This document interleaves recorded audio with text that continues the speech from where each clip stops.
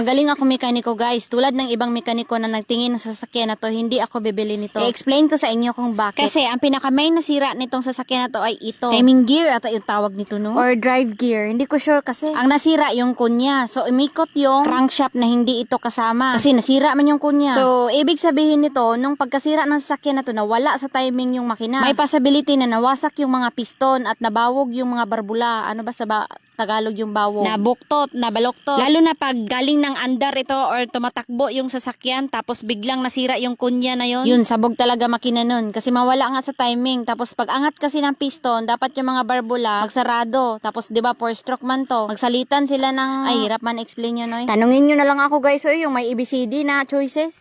Basta mawasak pag mawala sa timing yung makina. Subukan kong explain dito guys. Yung nilagyan ko ng arrow guys, dyan nakakonek yung drive gear. Tapos dyan nakakonek yung timing belt. Yung timing belt naman, papunta yan sa camshaft. Yung camshaft, yan yung magkaman-kaman ng mga barbula doon. Dapat synchronize. Sino ba nag-imbento nitong word na to? Uy, ang hirap ispilingin, ang hirap pa i-pronounce. Basta sa Tagalog, magsabay-sabay. Tama na talaga ito guys. Basta by the way, nung napaandar ko yung sasakyan, grabe, sobrang tuwa ko talaga guys. Pinaglaruan ko tong sasakyan. Kasi nga, 4x4 siya, daming kambyo-kambyo doon. Tatlo lahat, kasama handbrake. Ngayon, pinaglaruan ko siya guys. Kahit di maputik yung daan, nagkambyo-kambyo ako ng 4x4 niya. Kahit highway good, nag 4x4 ako. 4x4 equals 16. Lumago to. Ang ending guys, nasira ko yung transmission niya kasi kinambyo ko na nagtakbo siya. Kaya ito, naglatag na ako ng sako sa ilalim kasi tingnan ko. Shoutout pala sa Volcanoes ng aking tools, no? Sa kanila ko yan nabili. Kaya higa-higa na tayo dito sa ilalim, no? Tingnan natin tong transmission. Ay, hindi man to transmission, transfer case man to. Bitak talaga guys, lumusot na yung parang mga sago doon. Ang ginawa ko, tinanggal ko yung parang mga sago. Bearing yan ba? Nadurog yung bearing sa loob. Ayan yung bitak, tapos tinuluyan ko yan, tinanggal ko talaga yan para makita ko yung butas. Tapos pinunasan ko ng mabuti.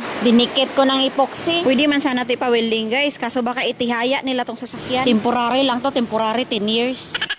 Nagdagdag din ako ng gear oil nito guys. Kasi naubos yung gear oil pagkabit. Yung takip ng galon ng gear oil, nilagyan ko ng hose. Tapos tinusok ko dyan. Tapos yung hose, tinusok ko sa butas. Tapos tinakip ko sa galon yung takip. Tapos yan, tinuwad ko siya dyan. Tapos easy. Tapos na. Tuwang-tuwa talaga ako nito guys. Kasi pwede ako magpa-full tank 50. Kasi yung gasolina nilagay ko na lang sa galon. Kasi natruma nga ako dun sa tangke. Hindi ko na inayos yun. Oy, bahala yun siya. Hindi lang talaga lahat ng dinadaanan ng ihi guys. Ang pwedeng katitirin, pati pala sa sakyan, pwede. Lagi akong may extra na baon na gasolina nito. Tapos idagdag-dagdag ko na lang sa daan. Baka sabihin nyo, ay delikado yan kasi nasa makina mismo yung galon ng gasolina. Oo guys, delikado talaga kaya hindi ko talaga nilalak yung mga pintuan ng sasakyan na to. Kasi pag mag-apoy na to, tatalon na lang ako.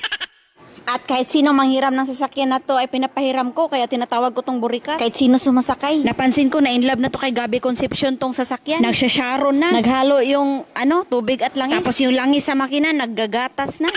Kaya nakapag-decide ako na i-top overhaul tong sasakyan. Dugay sa una, dire-ras radiator ang oil. Part 3 na lang yung overhaul moments guys, no? Kasi medyo mahaba. Upload ko na lang soon. Thank you for watching.